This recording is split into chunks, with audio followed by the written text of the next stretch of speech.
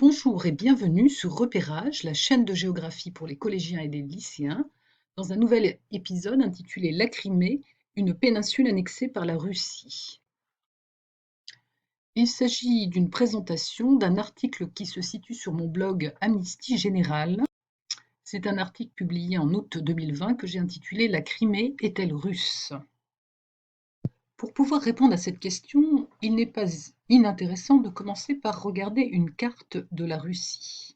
La Russie, c'est ce qui apparaît sur cette carte en violet. Donc cet immense espace qui va de la mer Baltique, où se trouve Saint-Pétersbourg, jusqu'à l'océan Pacifique, où se trouve la ville de Vladivostok. Et cette Russie est l'héritière principale de l'URSS qui, en 1991, a éclaté en 15 États indépendants. Les autres parties coloriées sont en bleu les trois pays baltes, Estonie, Lettonie, Lituanie, en rose les trois républiques d'Europe, l'Ukraine, le Bélarus et la Moldavie, en orange les trois républiques du Caucase, la Géorgie, l'Arménie, l'Azerbaïdjan, et en vert les 5 républiques d'Asie centrale, Kazakhstan, Ouzbékistan, Turkménistan, Kirghizistan et Tadjikistan. Si on regarde cette carte d'un peu plus près, on voit qu'ici se trouve la mer Noire, qui est une mer partiellement fermée, puisqu'on peut sortir de la mer Noire en passant par le détroit du Bosphore, qui se situe à Istanbul, puis par celui des Dardanelles, rejoindre la mer Égée, c'est-à-dire donc la mer Méditerranée, par opposition à cette mer Caspienne, qui est une mer entièrement fermée.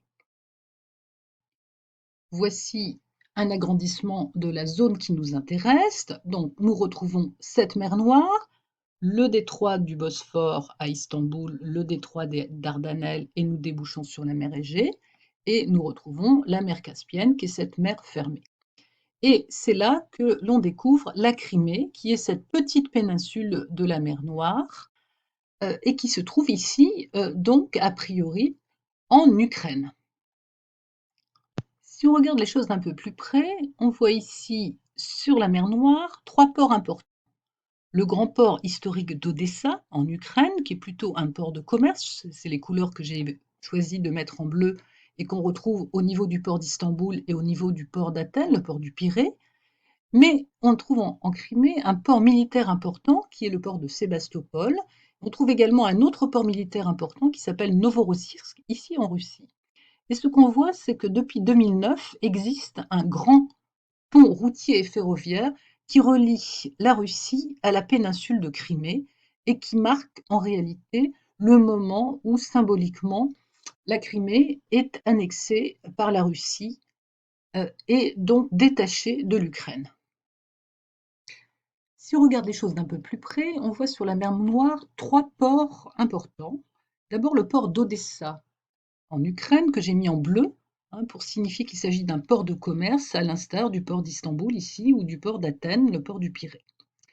Et 2 ports militaires, le port de Sébastopol en Crimée et un port russe qui s'appelle Novorossiysk.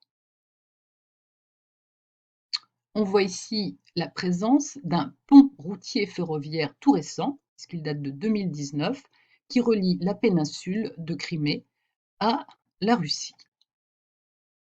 Le voilà, ce nouveau pont de Crimée, inauguré en 2019, qui est à la fois un pont ferroviaire et routier, qui fait 18 km de long et qui est le plus long pont de Russie. Et voici un agrandissement de cette péninsule de Crimée qui fait environ 27 000 km², c'est-à-dire un peu moins que la superficie de la Belgique, qui compte une population d'à peu près 2,3 millions d'habitants et dont la ville principale est Simferopol, ici. Le port militaire Sébastopol se trouve ici et la ville de Yalta, qui est une station balnéaire depuis l'époque des Tsars, se trouve ici sur la côte sud.